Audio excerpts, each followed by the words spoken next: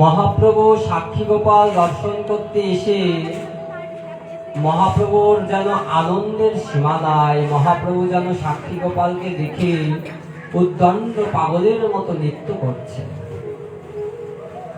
উদ্দণ্ড মহাপ্রভু পাগলের মতো নৃত্য করছে সাক্ষী গোপালকে দেখে।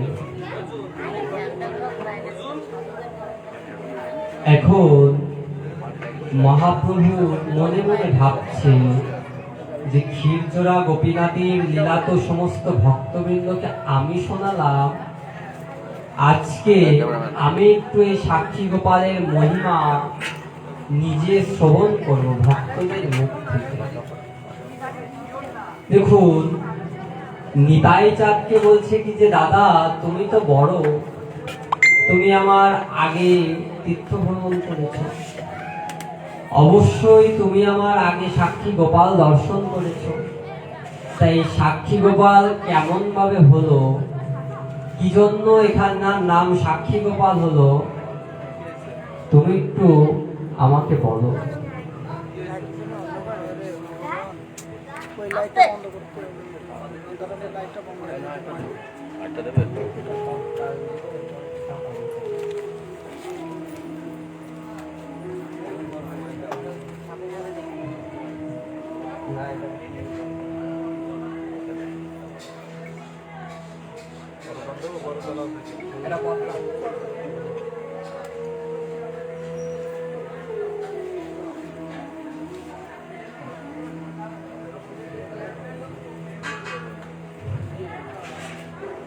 তো নিতাই দাদা নিতাইকে বলছি যে দাদা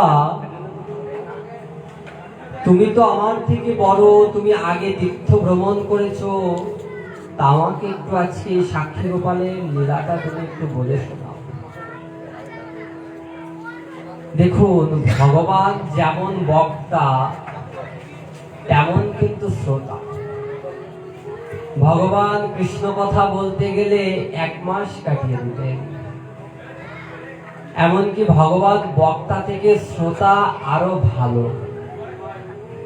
যদি বক্তা বক্তার মতন বলে যায়, যদি শ্রোতা ভালো না হয়, তাহলে বক্তার কথা বলে তো কোনো লাভ নাই। এই জন্য দেখুন, মহাপ্রভু নিতাই চাঁদের কাছে এসে সাক্ষী গোপাল লীলা শ্রবণ করছেন। কি শ্রবণ করছেন? একজন বৃদ্ধ ব্রাহ্মণ, একজন বৃদ্ধ ব্রাহ্মণ সে তীর্থে যাবে বলে গোজগাছ করছে। এখন তার ছেলে মেয়েরা বলছে কি দেখো বাবা, তুমি অনেক বয়স হয়েছে তোমার, তুমি একা একা যেতে পারবে না, তা তুমি সাথে করে কাউকে নিয়ে যাও। বলছে ঠিক আছে। একজন অল্প বয়সী ব্রাহ্মণ, কিন্তু সেই ব্রাহ্মণটা খুব গরিব, আর এইদিকে যে ব্রাহ্মণ তীর্থে যাওয়ার জন্য গোজগাছ করছে ইনি খুব বড় লোক ছিলেন। এখন সেই গরিব ব্রাহ্মণকে, সেই অল্প বয়সী ব্রাহ্মণকে যখন বলছে যে তুমি আমার সাথে একটু তীর্থে চলো, তোমার যে সমস্ত খরচ যা প্রয়োজন সমস্ত কিছু আমি দিয়ে দেবো। বলছে আচ্ছা ঠিক আছে। সেই বৃদ্ধ ব্রাহ্মণের কথা শুনে বৃদ্ধ ব্রাহ্মণের সাথে সেই যুবক ব্রাহ্মণ তীর্থের উদ্দেশ্যে রওনা দিলেন। তীর্থ করছে, সেই বৃদ্ধ ব্রাহ্মণের ব্যাগ বয়ে নিয়ে বেড়ায়, সমস্ত কিছু করে দেয়, যখন যেটা প্রয়োজন তখন সেই কাজটা করে দেয় সেই অল্প বয়সী ব্রাহ্মণ, যুবক ব্রাহ্মণ। সেই যুবক ব্রাহ্মণের সেবা দেখে সেই বৃদ্ধ ব্রাহ্মণ বৃন্দাবনে গিয়ে তার সেবা দেখে মুগ্ধ হয়ে গেলেন। সে মুগ্ধ হয়ে বলছে কি যে দেখো তোমার সেবায় আমি সন্তুষ্ট হয়েছি, এই জন্য আমি তোমাকে কিছু দিতে চাই। তাহলে কি দেবে? বলছে কি যে দেখো আমার একটা মেয়ে আছে, আমি এই মেয়ের সাথে তোমার বিবাহ দেব। গ্রামে ফিরে গিয়ে আমার মেয়ের সাথে আমি তোমার বিবাহ দিয়ে দেবো। বলছে আপনি যে বিবাহ দেবেন এখানে কেউ নাই, কারোর সামনে কথা দিলেন না, কিন্তু আপনি গিয়ে যদি পরবর্তীতে বলেন যে না আমি এই কথা বলিনি, তাহলে কি হবে? বলছে আচ্ছা, এখানে গোবিন্দ আছে, কৃষ্ণ আছে, হাতে জল তেল তুলসী নিয়ে কৃষ্ণের সামনে প্রতিজ্ঞা করে সংকল্প করলেন যে কৃষ্ণকে সাক্ষী রেখে যে আমি ভগবানের সামনে বলছি যে আমি ফিরে গিয়ে আমার মেয়ের সাথে তোমার বিবাহ দিয়ে দেব। ঠিক আছে। তীর্থ করে বৃদ্ধ ব্রাহ্মণ যখন ফিরে এলেন, ফিরে এসে সমস্ত ঘটনা তার ছেলেদের বললেন। যখন তার ছেলেদের এই সমস্ত ঘটনা বললেন যে আমি ওই ব্রাহ্মণকে বলেছি যে আমি ফিরে গিয়ে আমার মেয়ের সাথে তোমার বিবাহ দেব। বলছে দেখুন আমাদের কত অর্থ সম্পদ, আমরা ধনী মানুষ, আর ওই যুবক ব্রাহ্মণ একজন গরিব মানুষ, ওর সাথে আমাদের বোনের বিয়ে দেব? কখনোই না। তা আপনি ওকে বলবেন যে আমি এই কথা বলিনি। ওখানে কি কোনো লোক ছিল? ওখানে কি 10 জন কি 12 জন কোনো লোকের সামনে আপনি বলেছেন যে আপনি বিবাহ দেবেন? কেউ ছিল না। বলছে ভগবান ছিল। বলছে সে কি আর সাক্ষী দিতে আসবে? সে কি বলতে আসবে সেই মূর্তি ভগবান কখনো? বলছে তা তো না। বলছে ঠিক আছে, তাহলে আমি বলে দেব। ব্রাহ্মণের এইভাবে 1 মাস কেটে গেল, 2 মাস কেটে গেল, এইভাবে 1 বছর প্রায় কেটে যাচ্ছে। তখন সেই যুবক ব্রাহ্মণ ফিরে এলেন। সেই যুবক ব্রাহ্মণ ফিরে এলেন। ফিরে এসে সেই বৃদ্ধ ব্রাহ্মণকে বলছে আচ্ছা আপনি তো আমার সাথে আপনার মেয়ের বিবাহ দিতে চেয়েছিলেন। বলছে কই, এমন কথা আমি বলেছি আমার তো মনে পড়ছে না, আমি এমন কথা কি বলেছি? সেই যুবক ব্রাহ্মণ বলছে আপনি যে ভগবানের সামনে প্রতিজ্ঞা করলেন যে আপনি ফিরে গিয়ে আপনার মেয়ের সাথে আমার বিবাহ দেবেন। বলছে না, এমন কথা বলেছি আমার তো মনে পড়ছে না। তার ছেলেরা বলছে কি, তার ছেলেরা তাকে ধমক দিয়ে বলছে চুপ করো, আমার বাবাকে মনে হয় তোমরা কিছু খাইয়ে আমার বাবার কাছ থেকে এমন কোনো কিছু বলিয়ে নিয়েছো। তা আমার বাবা তো বলছে যে আমি তো কিছুই বলিনি, আমার মনে পড়ছে না। বলছে ভগবানের সামনে বলেছিল। বলছে যাও তোমার ভগবানকে গিয়ে বলো, তোমার ভগবান যদি সাক্ষী দিতে আসে তাহলে আমাদের বোনের সাথে তোমার বিবাহ করব। এখন দেখুন সেই যুবক ব্রাহ্মণের কিন্তু ইচ্ছা তাকে বিবাহ করা না। তার ইচ্ছাটা কি? তার ইচ্ছাটা হচ্ছে সত্যের পথে চলা। সে যে বলে এসেছে কিন্তু সে তো স্বীকার করলো না, সে মিথ্যা কথা বলল। এই জন্য সেই যুবক ব্রাহ্মণ বলছে আচ্ছা ঠিক আছে, আমি বৃন্দাবনে যাব। বৃন্দাবনে গিয়ে গোপালের সামনে বসে বসে কাঁদছে, না খেয়ে গোপালের সামনে রাত্রি জাগরণ করে। একদিন এইভাবে তার পার হয়ে গেছে, 2 দিন পার হয়ে গেছে, এইভাবে 3 দিন পার হয়ে গেছে। 3 দিন সে কিচ্ছু প্রসাদও পায় না, এমনকি রাতে ঘুমায়ও না, সারাদিন কেঁদেই চলেছে ভগবানের সামনে। এখন 3 দিনের পরে ভগবান নিজে বলছে যে কি হয়েছে তোমার? বলছি তুমি তো সমস্ত কিছু জানো, তারপরে ওই যে বৃদ্ধ ব্রাহ্মণ তোমার সামনে যে কথা দিয়েছিল ওর মেয়ের সাথে আমার বিবাহ দেবে, কিন্তু বিবাহ তো দিল না, বরঞ্চ মিথ্যা কথা বললো যে আমি এমন কোনো কথা বলেছি আমার মনেই নাই।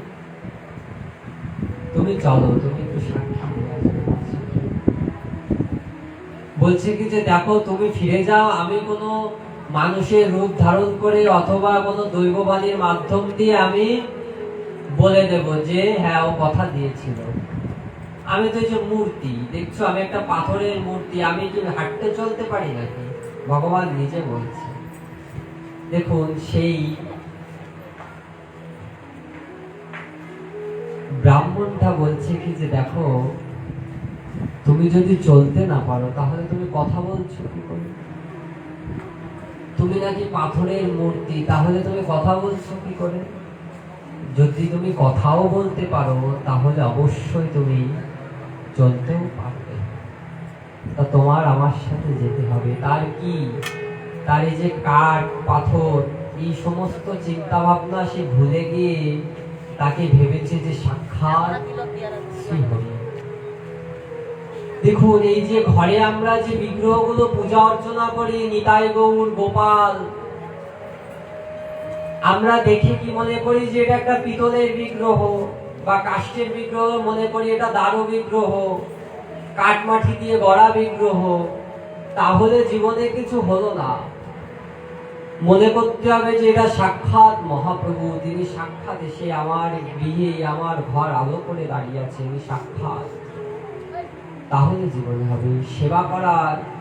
কেউ তাকে সন্তান রূপে সেবা করে, কেউ তাকে সখা রূপে সেবা করে, কেউ তাকে পতি রূপে সেবা করে। এমন ভাবে সেবা করলে তাকে পাওয়া যায় তাড়াতাড়ি। কিন্তু সাক্ষাৎ ভগবান রূপে যদি তুমি সেবা করো তাহলে তাকে পেতে গেলে অনেক সময় লেগে যাবে। তা সে কিন্তু তাকে বলেনি যে তুমি মাটির বিগ্রহ বা কাঠমাটি দিয়ে গড়া, তার কিন্তু সেই বিগ্রহ ভাবটা তার ভিতরে নাই। সে ডাইরেক্ট বলছে তুমি যদি কথা বলতে পারো তাহলে তুমি চলতেও পারবে। মানে সে মনে করছে যে সাক্ষাৎ ভগবান এখানে দাঁড়িয়ে আমার সাথে কথা বলছে, আমার সামনে কথা বলছে।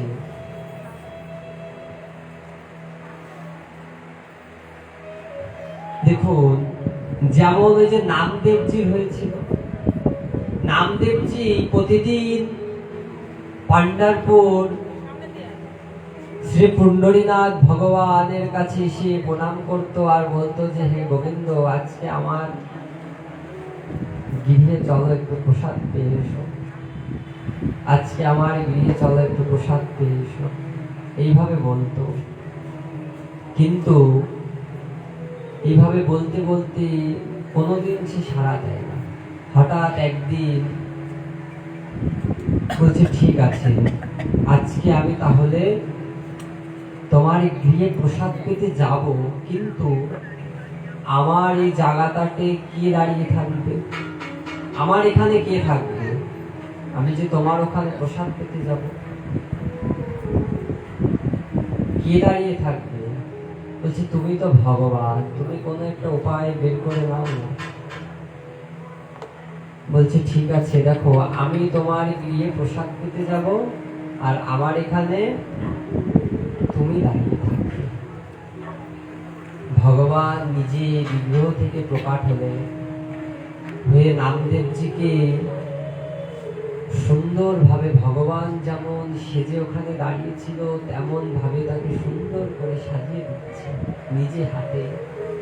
মাথার মুকুটটা খুলে নামদেবজির মাথাতে পরিয়ে দিচ্ছে, কত সুন্দর ভাবে সাজিয়ে দিচ্ছে, দিয়ে বলছে কি এখানে তুমি দাঁড়িয়ে থাকবে। দেখো 2-4 ঘন্টা পরে 4টে বেজে গেলে মঙ্গল আরতির জন্য মন্দিরের সেবায় আসবে। তোমার গায়ে ঠান্ডা কনকনে ঠান্ডা জল দিয়ে তোমাকে স্নান করাবে, তুমি যেন কেঁপে ওঠো না। তুমি যদি কেঁপে ওঠো তাহলে ওরা কিন্তু তোমাকে মারধর করবে। ওরা বুঝতে পারবে যে আমাদের ভগবানকেও সরিয়ে দিয়ে এখানে অন্য কেউ দাঁড়িয়ে আছে। তারপরে আরতি শেষে তোমার মুখে মাখন লেপন করে দেবে, তোমার মুখে এখানে মাখন দিয়ে দেবে। তুমি যেন, তোমার দেখে একটু খেতে ইচ্ছা করবে কিন্তু তুমি যেন খেয়ে ফেলো না। এরপর অনেক ভক্তরা আসবে, এসে তোমার কাছে হাত জোর করে কাঁদবে, কাকুতি মিনতি করবে যে গোবিন্দ আমার এটা করে দাও সেটা করে দাও। দেখে তোমার মায়াও লাগবে, কিন্তু তুমি জানো তাদের মনোবাসনা পূর্ণ করো না। আমি তোমার গৃহে প্রসাদ পেতে যাচ্ছি। রাতের বেলায় মাঝরাতে গিয়ে নামদেবজির ঘরে দরজা ঘাপাচ্ছে। তার মা ভিতর থেকে চিৎকার করছে যে সারাদিন মন্দিরে পড়ে থাকি আর এখন মাঝরাতের বেলা ঘরে ফিরে এসেছে। যেই দরজাটা খুলেছে দেখছে সাক্ষাৎ পুণ্ডরীনাথ ভগবান এসে দাঁড়িয়েছে। বলছে, পুণ্ডরীনাথ তুমি এসেছো? বলছে, হ্যাঁ মা আমি এসেছি, আমার খুব খিদে লেগেছে, মা আমাকে খেতে দাও। নামদেব আমাকে প্রতিদিন বলে কিন্তু আমি তো আসতে পারি না, আজকে আমি এসেছি, আমাকে খেতে দাও। মা সেই রাতের বেলা রান্না চাপালেন, অনেক রন্ধন করছে, অনেক কিছু রন্ধন করে মায়ের কোলে বসে প্রসাদ পাচ্ছে ভগবান। প্রসাদ পেতে পেতে বলছে, একটু তাড়াতাড়ি পাও। বলছে, কেন? বলছে, মঙ্গল আরতির সময় হয়ে যায়। বলছে, তুমি তো ওখানে নামদেবকে দাঁড় করিয়ে এসেছো।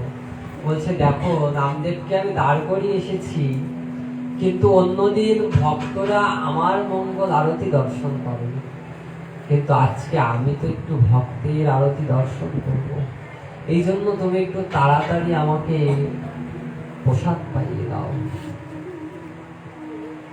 প্রসাদ পাওয়া শেষে একটা কালো চাদরে মুখ টুক ঢেকে চেনাই যাচ্ছে না যে ভগবান, দিয়ে সেই মন্দিরের সামনে দাঁড়িয়েছে। সেই মন্দিরে একটা নিয়ম ছিল, প্রতিদিন মঙ্গল আরতির পরে সমস্ত ভক্তরা ভগবানের চরণ ছুঁয়ে প্রণাম করতে পারত। এখন ভগবান মন্দিরের সামনে গিয়ে দাঁড়িয়ে দেখছে, আহা আমার নামদেবজিকে আজকে কত সুন্দর লাগছে। ভগবান বলছে, আমার নামদেবজিকে আজকে কত সুন্দর লাগছে, এত সুন্দর দাঁড়িয়ে আছে, আমি যেমন ভাবে ওকে দাঁড় করিয়ে দিয়ে গেছি ঠিক তেমন ভাবে দাঁড়িয়ে আছে। এরপরে যখন ভগবান মন্দিরে পাটা দিয়েছে তখন নামদেব বুঝতে পেরেছে যে ভগবান এসেছে। সকলে গিয়ে পায়ে হাতে প্রণাম করছে, প্রণাম করছে। এখন সে মনে মনে ভাবছে, এই করতে করতে ভগবান আবার এসে আমাকে প্রণাম করে কিনা। এই কথা ভাবতে ভাবতে ভগবান গিয়ে তার পায়ে হাত দিয়ে যখন প্রণাম করতে যাবে, নামদেবজির চোখ থেকে অঝরে টপ টপ করে অঝরে অশ্রু ঝরছে। নামদেবজি বলছে যে, গোবিন্দ তোমার কি লীলা, আমার গৃহে তুমি প্রসাদ পেতে গেলে, তাও এখানে আমাকে দাঁড় করিয়ে দিয়ে গেলে, আবার নিজে এসেছো আমার পায়ে হাত দিয়ে প্রণাম করার জন্য। তা তুমি এমন কাজ করো না। এই হচ্ছে ভক্ত, এই হচ্ছে ভগবান, এই হচ্ছে ভক্ত, এই হচ্ছে ভগবান। তা দেখুন, সেই সাক্ষী গোপালের সামনে এইভাবে 3 দিন সেই ব্রাহ্মণ কাঁদছে। বলছে, চলো তুমি আমার সাথে সাক্ষী দিতে। বলছে, ঠিক আছে, কিন্তু একটা শর্ত আছে। শর্তটা হচ্ছে যে তুমি আগে আগে চলবে, আমি তোমার পিছে পিছে যাব। বলছে, তুমি আসছো তা আমি বুঝবো কি করে? বলছে, আমার চরণের নুপুরের ধ্বনি শুনে তুমি বুঝতে পারবে। সেই ব্রাহ্মণ অল্প বয়স যার, সেই ব্রাহ্মণটা আগে আগে যাচ্ছে আর পিছে পিছে ভগবান যাচ্ছে, কৃষ্ণ যাচ্ছে। রুনুঝুনু রুনুঝুনু নুপুরের শব্দ শোনা যাচ্ছে, শুনতে শুনতে যাচ্ছে সে আগে আগে। কিছু দূর গিয়ে নুপুরের ধ্বনিটা যেন বন্ধ হয়ে যায়। সে ভাবছে, কি হলো, এত সময় তো নুপুরের আওয়াজ আমি পেয়েছি, কিন্তু এখন নুপুরের ধ্বনিটা কেন বন্ধ হয়ে গেল? তাহলে ভগবান কি চলে গেল? কৃষ্ণকে কি কেউ তুলে নিয়ে চলে গেল? কৃষ্ণকে হারিয়ে গেল? এই কথা ভাবতে ভাবতে এর আগে ভগবান তাকে বলেছিল যে আমি পিছে পিছে আসবো, কিন্তু তুমি পিছন ঘুরে তাকাবে না। পিছন ঘুরে তাকালে কিন্তু আমি সেখানে দাঁড়িয়ে যাবো, আর কিন্তু চলবো না। এখন তার মনে এটাও সংশয় যে পিছনে তাকাবো, ভগবানের তো আওয়াজ শুনতে পারছি না নুপুরে। পিছন ঘুরে তাকিয়েছে, সাথে সাথে ভাবতে ভাবতে সে মাথাটা ঘুরিয়ে যখনই পিছনে তাকিয়েছে, ভগবান একটা মিষ্টি হাসি দিয়ে সেখানে দাঁড়িয়ে গেল। বলছে যে তুমি তো যাচ্ছিলে, নুপুরের আওয়াজ শুনছিলাম, তোমার নুপুরের আওয়াজটা বন্ধ হয়ে গেল কেন? বলছে নুপুরটা আমি খুলে হাতে নিয়েছি। এটাও ভগবানের একটা লীলা।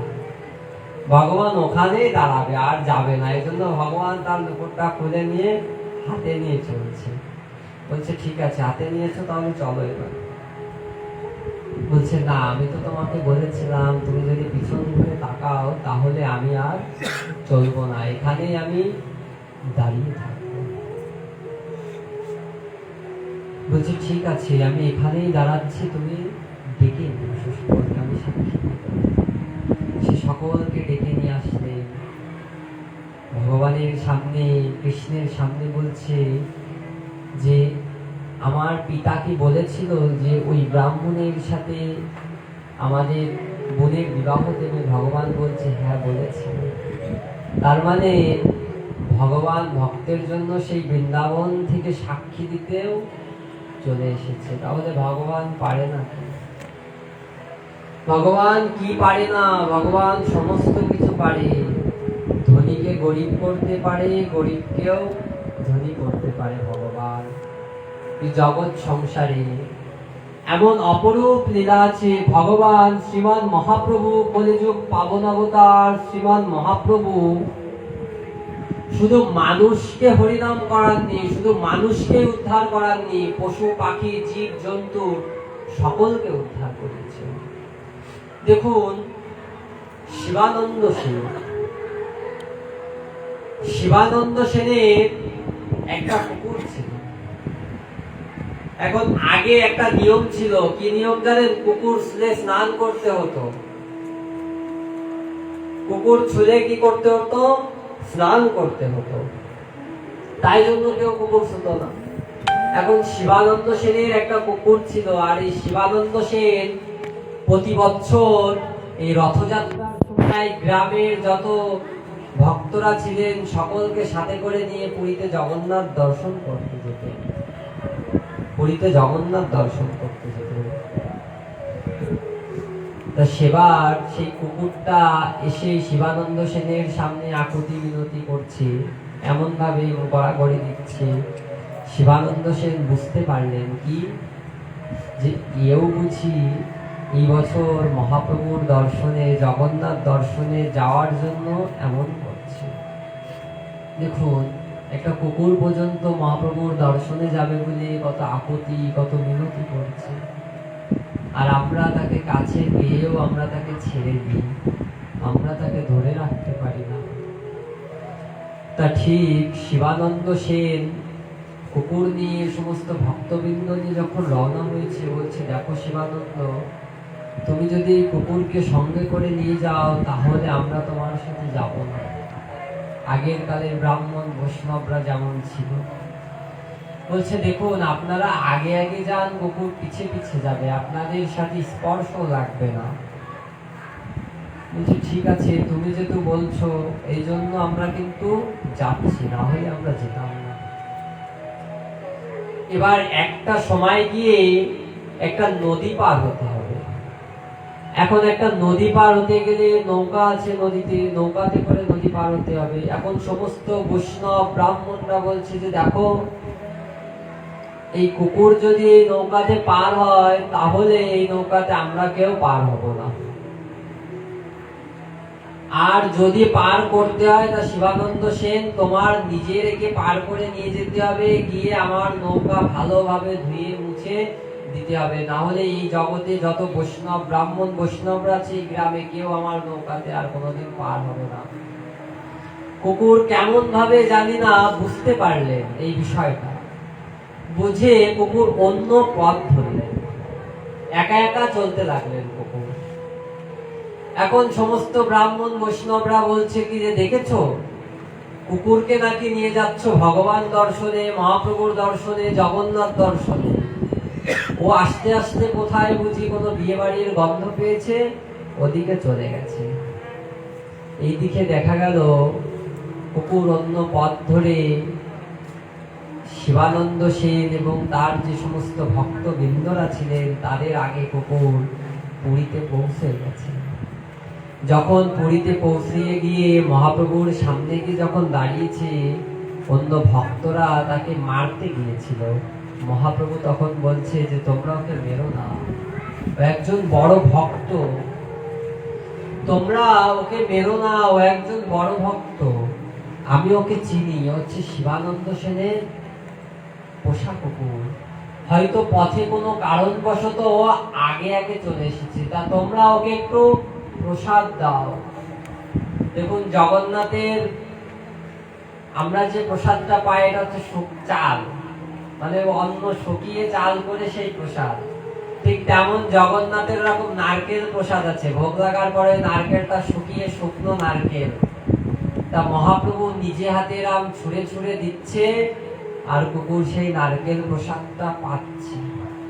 সাক্ষাৎ মহাপ্রভুর হাত থেকে সেই কুকুর প্রসাদ পাচ্ছে। সেই মহাপ্রভুর প্রেমদান লীলায়, নিতাইয়ের প্রেমদান লীলায়, মহাপ্রভুর করুণায় এই জগৎ সংসারে পাথর গলে জল হয়ে গেল, কিন্তু আমাদের হৃদয়টা তো গলল না। মহাপ্রভুর কৃপায় পাথরটা গলে জল হয়ে গেল, কিন্তু আমাদের হৃদয় গলল না।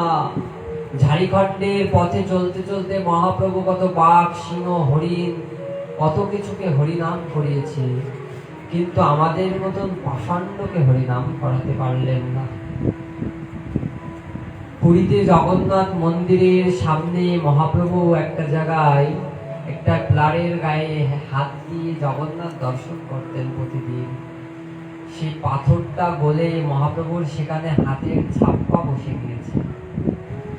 আর মহাপ্রভু যখন জগন্নাথ দর্শন করতেন, মহাপ্রভুর চোখ থেকে অঝরে অশ্রু ঝরতেন, অষ্টসাত্ত্বিকী ভাবে বিগার উঠতেন মহাপ্রভু। কাঁদতে কাঁদতে মহাপ্রভুর পায়ের গোড়ার মাটি কাদা হয়ে যেত, তাও যেন মহাপ্রভু বুঝতে পারতেন না যে আমার পায়ের গোড়ার সমস্ত মাটি কাদা হয়ে গেছে।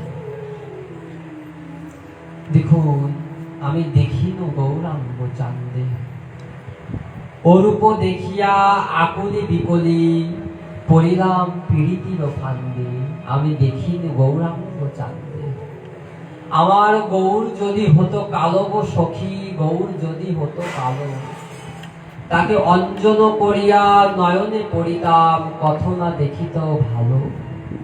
বলছে, ও সখী, আমার গৌর যদি কালো হতো, তা আমি অঞ্জন করে আমার চোখে পড়ে রাখতাম, কত দেখতে ভালো লাগতো। আমার গৌর যদি হতো কালো। বলছে, আমার গৌর যদি হতো মতি গো সখী, গৌর যদি হতো মতি, গৌর যদি মতি হতো, তা তাকে মালা গেঁথে আমি গলেতে ধারণ করতাম। ওই যে কালকে বলেছিলাম না, গোবিন্দ ঘোষ মহাপ্রভুর কলঙ্কের মালাও গলাতে পড়তে রাজি আছে, কিন্তু মহাপ্রভুকে ছাড়তে তিনি রাজি নাই। দেখুন, বলছে যে গৌর যদি হতো পাখি গো সখী, গৌর যদি হতো পাখি, এরিত পিঞ্জিরায় যতন করে রাখিতাম। গৌর যদি পাখি হতো, তাই হৃদয় পিঞ্জিরায় তাকে যতন করে পুষতাম। গৌর যদি পাখি হতো, আমার গৌর যদি হতো কালো গো সখী, গৌর যদি হতো কালো, তাকে অঞ্জন করিয়া নয়নে পড়িতাম, দেখিতে কত না লাগিত ভালো, গৌর যদি হতো কালো।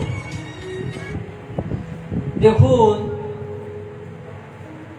মহাপ্রভু যখন সেই কুকুরকে প্রসাদ পাচ্ছেন পুরীতে জগন্নাথ মন্দিরের সামনে, কিছু সময় পরে গৌর গৌর গৌর গৌর বলতে বলতে জয় জগন্নাথ, জয় জগন্নাথ, জয় জগন্নাথ, জয় জগন্নাথ, জয় জগন্নাথ।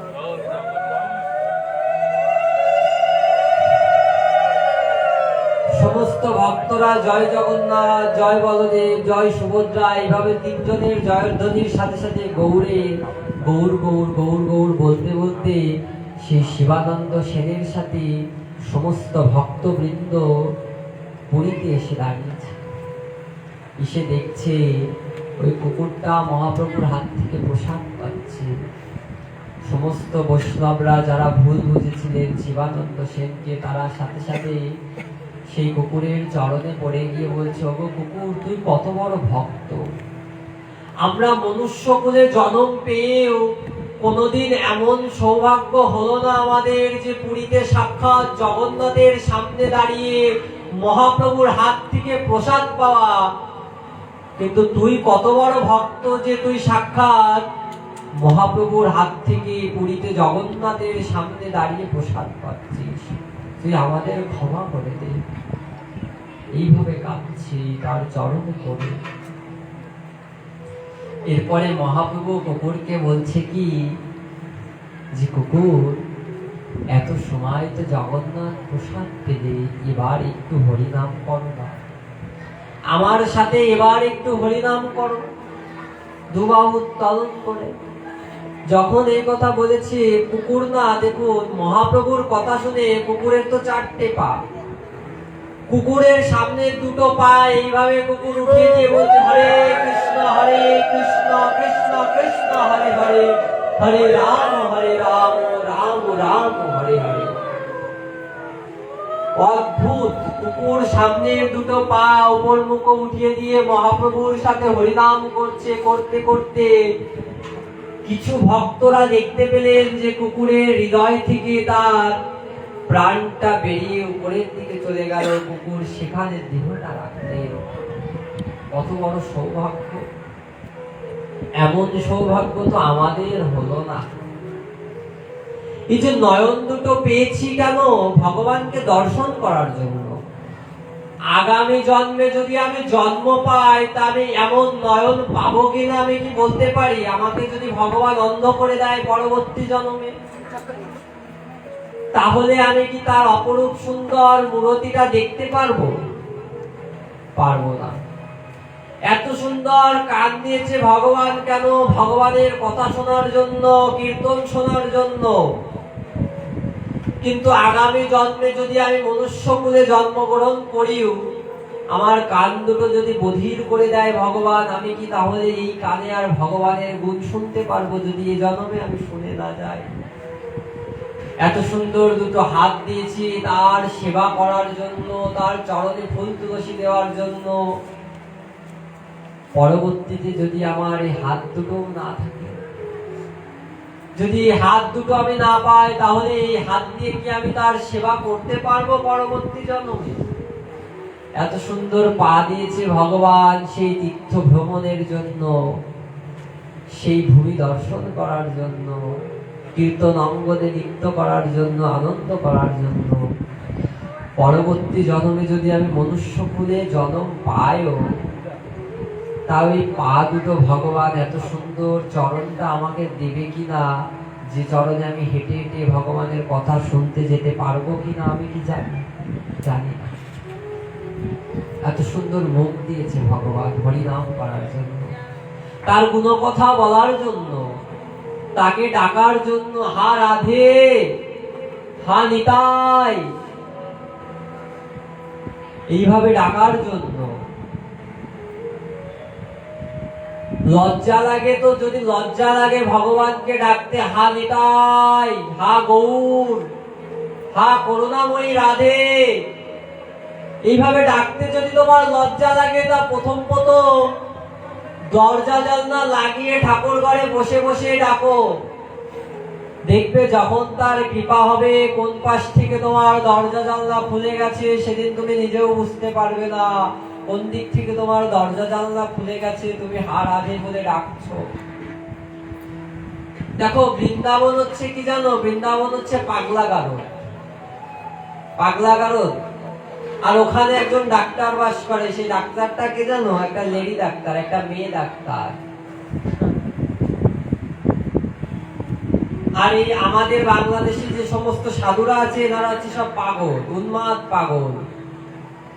যারা একটু অল্প অল্প পাগল, তারা প্রতি বছর গিয়ে একটু বৃন্দাবনে ডাক্তার দেখিয়ে চলে আসে। আর যারা পুরো উদ্ভট বদ্ধ পাগল, তারা সেই ব্রজে গিয়ে আর ফিরে আসে না, সেই ব্রজেই পড়ে থাকে। এই ডাক্তারটা হচ্ছে রাধারানী। আর এই যে সমস্ত ভক্তরা, তারা তো পাগলই। রাধারানীকে ডাকার জন্যই তো তারা পাগল। তারা তো হার আধি বলে কেটে বেড়াচ্ছে, তাদের মনটা চলে গেছে বৃন্দাবনে। তাদের মনটা চলে গেছে ব্রজের পথে, কিন্তু দেহটা পড়ে আছে এই জগৎ সংসারে। তারা যাচ্ছে, যারা অল্প পাগল, সংসারের মায়া বা বউ আছে, স্ত্রী আছে, ছেলে মেয়ে আছে, তারা ভক্তি পথে, তাদের একাত্রে কিভাবে চলে যাব? এই আসক্তির জন্য যারা যায়, তারা অল্প একটু রাধারানীকে দর্শন করে, মানে অল্প অল্প ডাক্তার দেখিয়ে তারা আবার ফিরে আসে। কিন্তু তারা ফিরে ঠিকই আসে, কিন্তু এসেও তারা না থাকতে পারে না। তাদের হৃদয়টা এসে হাহাকার করে, সেই হৃদয়ের ভিতরে করুণাময়ীর জন্য ফেটে যায়। হা রাধে, তোমাকে আবার কবে বুঝি দর্শন করতে পারবো? কিন্তু যারা একদম বদ্ধ পাগল, তারা বৃন্দাবনের পথে গেলে আর কোনোদিন ফিরে আসবে না। আর যারা ওই বৃন্দাবন নবদ্বীপ গেছে ঘুরতে, যারা ওই জায়গা দর্শন করতে গেছে, যারা সেইভাবে দর্শন করেছে, তারা আর কোনোদিন ফিরে আসেনি। আর যারা দর্শন করতে পারে না তেমন ভাবে, তারা আবার ফিরে চলে আসে। তাই জগৎ সংসারে এই জন্মে 84 লক্ষ জনম ভ্রমণ করার পরে এত সুন্দর একটা মনুষ্য জন্ম পেয়েছি, এত সুন্দর দুটো কর্ণ দিয়েছি, এত সুন্দর দুটো চোখ দিয়েছি, এত সুন্দর একটা মুখ দিয়েছি, দুটো হাত দিয়েছি, দুটো পা দিয়েছি, তার সেবা করার জন্য। কৃষ্ণ ভজিবার তরে সংসারে আইনু, মিছে মায়ায় বদ্ধ হইয়া বৃক্ষ সম হইনু। কিন্তু এত সুন্দর দেহ পেয়ে, এত সুন্দর সঙ্গ পেয়ে, এত সুন্দর সাধু সঙ্গ পেয়ে তাকে হারাচ্ছি। পরবর্তীতে তুমি আবার মানুষ কুলে জন্ম পাবে, এর তো কোনো গ্যারান্টি নাই। পরবর্তীতে আবার এত সুন্দর সঙ্গ পাবে, তারও কি কোনো গ্যারান্টি আছে? বা এত সুন্দর সাধু সঙ্গ, এত সুন্দর হরি কথা, এইগুলো পাবে, তার কোনো গ্যারান্টি নাই। এই জন্মে যে যতটুকুই পেয়েছো, সে ততটুকু করে যাও, সময় গেলে সাধন হবে না। তা আমাদের সময়টা চলে যাচ্ছে, সাধন কিন্তু কিছুই হলো না। আপনাদের হতে পারে, কিন্তু আমার তো হলো না। আমার গৌর যদি হতো মধু গো সখী, গৌর যদি হতো মধু, জ্ঞান দাসে কয় আস্বাদ করিয়া মজিত কুলেরও বধূ। আমার গৌর যদি হতো মধু। দেখুন পদকর্তারা কত সুন্দর পদ লিখে গেছে। যে আমরা নরোত্তম দাস ঠাকুরের একটা পদ করি না, যে গৌরাঙ্গ বলিতে হবে পুরাক শরীরে, হরি হরি বলিতে নয়নে। তারপরে আর কবে নিতাই চাঁদ করুণা করিবে। তা দেখুন পদটা আসলেই এত দারুণ একটা পদ। আসলে আর কবে নিতাই চাঁদ করুণা করিবে, সংসার ও বাসনা মোর কবে তুচ্ছ হবে। কবে আমি সেই গৌর বলে কাঁদতে পারবো, কবে আমি সেই নিতাই বলে কাঁদতে পারবো, কবে আমি সেই হা নিতাই বলে সংসারের বাসনা ত্যাগ করে, সমস্ত কিছু ত্যাগ করে কবে আমি চরণে পড়তে পারবো, আমি জানি না। নিতাই চাঁদের কাছে গিয়ে কাঁদছে আর বলছে যে আর কবে নিতাই চাঁদ করুণা করিবে, কবে আমাকে করুণা করবে। এই জনমটা পার হয়ে চলে যাচ্ছে, কিন্তু নিতাই তো আমাকে করুণা করলো না। আর কবে করুণা করবে নিতাই আমাকে? সংসার ও বাসনা মোর কবে তুচ্ছ হবে? কবে আমি গৌরাঙ্গ বলে নিতাই বলে সেই চরণে গিয়ে ধোলায় গড়াগড়ি দিতে পারবো? কবে নিতাই আমার সংসার বাসনা থেকে মুক্ত করবি, কবে? দেখুন, রঘুনাথ দাস গোস্বামী 18 বার পলায়ন করতে গিয়ে ধরা খেয়েছে, 18 বার। তাও কিন্তু সে মহাপ্রভুর চরণ ছাড়া হয়নি, হয়েছিল। সেই রঘুনাথ দাস গোস্বামী এমন ভক্ত হয়েছিলেন পরবর্তীতে যে বৃন্দাবনে সেই রঘুনাথ দাস গোস্বামী চলে গিয়ে কি প্রসাদ পেয়ে থাকতেন? প্রতিদিন ভোগ লাগার পরে ওই ড্রেন দিয়ে পচা যে প্রসাদ বেঁচে যেত, সেই প্রসাদ ড্রেন দিয়ে যেত, সেই প্রসাদ রঘুনাথ দাস গোস্বামী সেই ড্রেনের পাশে গিয়ে আঁচল পেতে সেটুকু সংগ্রহ করত, করে সেটা ধুয়ে ধুয়ে ধুয়ে ধুয়ে ভিতর থেকে একটা মাছ বের করতো, সেটা লবণ দিয়ে মাখিয়ে রঘুনাথ দাস গোস্বামী পেতে। একদিন মহাপ্রভু তার পিছনে এসে দাঁড়িয়েছে, তখন রঘুনাথ ওই প্রসাদ পাচ্ছেন। রঘুনাথ দাস গোস্বামী এক গ্রাস মুখে দিয়েছে, তারপরে বুঝতে পেরেছি পিছনে বুঝি কেউ এসে দাঁড়িয়ে আছে।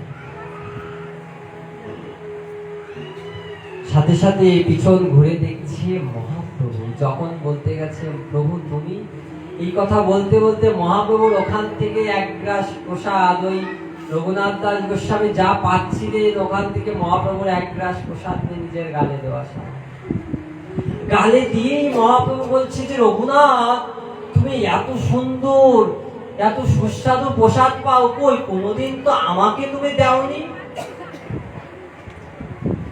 আমি তো কোনোদিন এত সুন্দর প্রসাদ তুমি তো আমাকে দাওনি, এত সুন্দর প্রসাদ তুমি পাও। এই রঘুনাথ দাস গোস্বামী যখন রাধাকুণ্ডের পাড়ে বসে হা রাধে, হা করুণাময়ী রাধে বলে ক্রন্দন করতেন,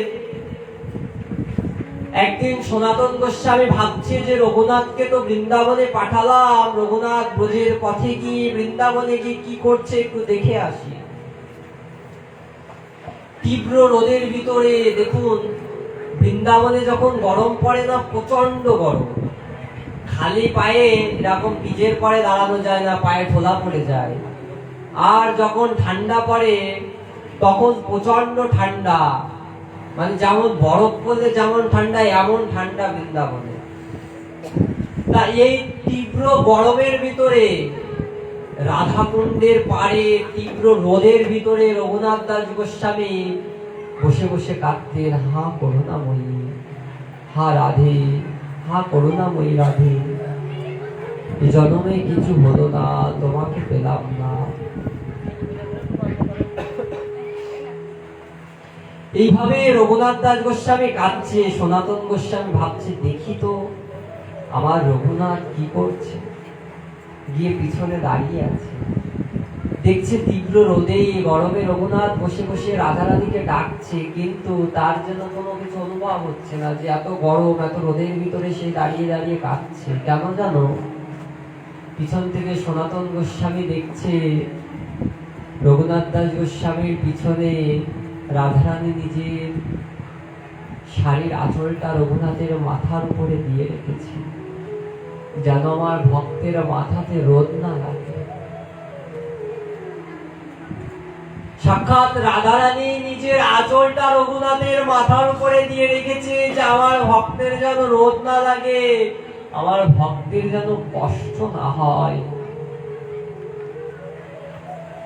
সনাতন গোস্বামী ভাবছি রাতের বেলা কি করে একটু দেখি তো। রাতের বেলায়ও রাধাকুণ্ডের পাড়ে বসে যখন হা রাধে বলে কাঁদতেন, তখন ওই আরো অনেক বছর আগে, তখন ওই রাধাকুণ্ডের পাড়ে বাঘে জল খেতে আসতো। দেখছে রঘুনাথ দাস গোস্বামীর পিছনে ভগবান কৃষ্ণ এসে লাঠি নিয়ে দাঁড়িয়ে আছে, যেন বাঘে জল খেতে এসে আমার রঘুনাথের যেন কোনো ক্ষতি না করে দেয়। এই হচ্ছে ভক্ত, এই হচ্ছে ভগবান। যে ভগবান তার ভক্তের জন্য এত কিছু করে গেল, এত সুন্দর দৃষ্টান্ত দেখিয়ে দিচ্ছে, এত কিছু করে গেল, তবুও আমরা এত কিছু দেখছি বুঝছি, তারপরেও আমরা তার শরণাপন্ন হচ্ছি। ওই যে কৃষ্ণ ভজিবার তরে সংসারে আইনু, মিছে মায়ায় বদ্ধ হইয়া বৃক্ষ সম হইনু। আমরা জানি যে কৃষ্ণ ভজন করার এই জগৎ সংসারে আমাদের মুখ্য উদ্দেশ্য হচ্ছে কৃষ্ণ ভজন করা, তারই সেবা করা। কিন্তু এটা আমরা বুঝছি, জানিও, সকলে জানি না কম বেশি আমরা এটা আমরা বুঝিও, তবু আমরা করি না। যখন 10 মাস 10 দিন মাতৃ গর্ভে থাকি আমরা, সপ্তম মাসে ভগবান কৃষ্ণ এসে আমাদের দর্শন দিলেন। দুটো হাত জোর করে কেঁদে কেঁদে বলি যে হে গোবিন্দ, এই জ্বালা যন্ত্রণা আমি আর সহ্য করতে পারছি না, তুমি আমাকে ভূমিষ্ঠ করো পৃথিবীতে, আমি পৃথিবীতে গিয়ে তোমার ভজনা করব। এই যে আমি কথা দিলাম ভগবানকে, কিন্তু আমি পৃথিবীতে এসে কি তোমার ভজনা করছি? আমি কি পৃথিবীতে এসে তোমার ভজনা করছি, তোমার সেবা করছি? করছি না। খাচ্ছি, যাচ্ছি, ঘুরে বেড়াচ্ছি, আনন্দ ফুর্তি করছি, দিনে 24 ঘন্টা সমস্ত কর্ম করছি, একটা মিনিট একটা সেকেন্ড ভগবানের জন্য আমরা রাখছি না। কিন্তু একটি মাস ভগবানের জন্য প্রতিদিন নিয়ম করে 1 মাস ভগবানের সামনে বসে ভজন করো, দেখো কেমন লাগে। 1 মাস পর থেকে হৃদয়ে অনুভব হবে, যদি ভজন করতে না বসো তাহলে বুঝতে পারবে যে জীবন থেকে কিছু বুঝে একটা হারিয়ে গেল, কিছু বুঝে একটা হারিয়ে ফেললাম। ভগবানের সামনে বসে প্রতিদিন অন্তত 1 ঘন্টা একটু ভগবানকে ডাকো, দেখবে কিছু না কিছু হবে। তাই জগৎ সংসারে এসেছি তাকে পাওয়ার জন্য, তার সেবা করার জন্য, কিন্তু কিছুই হলো না, কিছুই হচ্ছে না। তা ভগবান এইভাবে সাক্ষী দিতে এলেন। সেই সাক্ষী গোপাল এখনো পর্যন্ত, সেই সাক্ষী গোপাল মন্দির আছে, সেখানে পরবর্তীতে মন্দির উঠে যায়, সেখানে সেই গোবিন্দ সাক্ষী দিতে এসেছিল, সেখানে এখনো দাঁড়িয়ে আছে। তা যাক, আমাদের অনেক রাত হচ্ছে,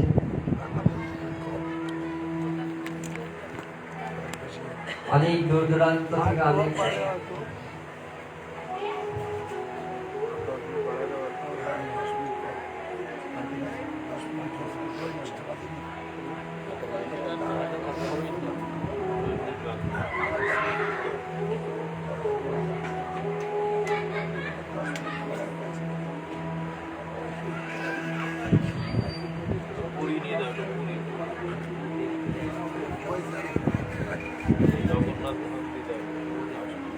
দেখুন 7 দিন পাঠ তো ক্রমে ক্রমে আমরা জগন্নাথ প্রসঙ্গে যাব। দেখুন এই যে রথযাত্রার আগে এগুলো হয়ে যায়, কালকে আমরা শ্রবণ করব একটু ক্ষীরচোরা গোপীনাথ সম্বন্ধে, কারণ রথযাত্রার আগে এই লীলা আসে, এই পর পর তারপরে স্নান যাত্রা, তারপরে গিয়ে জগন্নাথের ঝালি উৎসব আছে, তারপরে রাঘবের ঝালি আছে, গুন্ডিচা মার্জন আছে, এই সমস্ত আস্তে আস্তে ক্রমে ক্রমে যেতে যেতে আমরা জগন্নাথের শেষ পর্যন্ত আমরা অবশ্যই যাব। কিন্তু এই জন্য আপনারা প্রতিদিন অবশ্যই আসবেন, পাঠ শ্রবণ করবেন। আমি কিছু জানি না, গুরু কৃপায়, আপনাদের কৃপায় এখানে বসেছি, যদি গুরুদেব করুণা করে কিছু বলায়।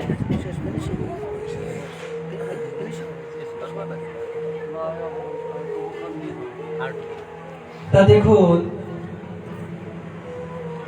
এই জগৎ সংসারে ভগবানকে দেখুন পাওয়ার জন্য কত মুনি ঋষিরা কত কিছু করেছে, কত তপস্যা করেছে। তা এই জগতে ভগবান যে কাকে কিভাবে কোন দিন দর্শন দিয়ে দেবে, বা কিভাবে যে কোন দিন কাকে দর্শন দেখিয়ে দেবে, কি যে কেমন ভাবে ভগবানের করুণা পেয়ে যাবে, কেউ বলতে পারে না। তা দেখুন আমরা একটু নাম মহিমার পরে শ্রবণ করি। মহাপ্রভু যে এই হরি নাম নিয়ে এসেছে কলিযুগে দাঁড়ে দাঁড়ে, যে হরি নাম, এই হরি নাম করলে মরা মানুষও জীবিত হয়ে যায়। তার সুন্দর উপাখ্যান দিচ্ছে দেখুন, গধূলি বেলায় সুরধনী গঙ্গার তীর দিয়ে আমার মহাপ্রভু সঙ্গে সমস্ত পারিষদ বর্গকে সঙ্গে করে নিয়ে গধূলি লগ্নে মহাপ্রভু হরিনাম করতে করতে যাচ্ছে সুরধনী গঙ্গার তীর দিয়ে। চিন্তা করুন যে সাক্ষাৎ মহাপ্রভু গধূলি লগ্নে সুরধনী গঙ্গার তীর দিয়ে মহাপ্রভু তার সমস্ত পারিষদ বর্গকে সঙ্গে করে নিয়ে কীর্তনে মেতে হরিনাম করতে করতে পথ দিয়ে যাচ্ছে। পথ দিয়ে যেতে যেতে পাশে ছিলেন যাদবাচার্যের গৃহ। দেখুন, এই যাদবাচার্য এবং তার স্ত্রী দুজনে বসে বসে গৌর কথা, গৌরের প্রসঙ্গ আলোচনা করছিলেন। এই যাদবাচার্যর স্ত্রী রন্ধন করছিলেন, সবজি আমানি করছিলেন, এমনকি সাথে তার স্বামীর সঙ্গে গৌর কথা, গৌরের কথায় মত্ত হয়ে আছে। ঠিক সেই সময় মহাপ্রভু সেই পথ দিয়ে হরিনাম করতে করতে যাচ্ছে। এত সুন্দর মধুর হরিনাম না, মহাপ্রভুর হরিনাম শুনে যাদবাচার্য উঠে চলে গেছে মহাপ্রভুর পিছন পিছন। আর তার স্ত্রী সেখানে হরিনাম শুনে ভাবে বিভোর হয়ে গেছে। দেখুন, সাক্ষাৎ মহাপ্রভু হরিনাম করছে, তাহলে কতটুকু না ভাব আসে। এই জগৎ সংসারে আমরা যে নামযজ্ঞ শুনতে গিয়ে যখন রাগিনী টানে, যে কোনো ভক্ত, যে কোনো কীর্তনীয় যখন রাগ রাগিনী গায়, তাই শুনে কত ভক্ত কত ভাবে বিভোর হয়ে যায়, কত ডুবে যায়। আর সাক্ষাৎ মহাপ্রভু যদি সম্মুখে এমন মধুর সুরে হরিনাম করতে করতে যায়, তাহলে জানি না হৃদয়টা কেমন হয়, তাহলে জানি না হৃদয়টা কেমন হতে থাকে। তা ঠিক যাদবাচার্য উঠে চলে গেলেন মহাপ্রভুর পিছন পিছন হরিনাম করতে করতে। আর যাদবাচার্যের স্ত্রী সেখানে বসে হাতে সবজি আমানি করছে, তো করেই যাচ্ছে। করতে করতে সে যেন ভাবে বিভোর হয়ে গেছে, হরিনামে ডুবে গেছে। তার কোলে ছিলেন তার একটা ছোট বাচ্চা সন্তান।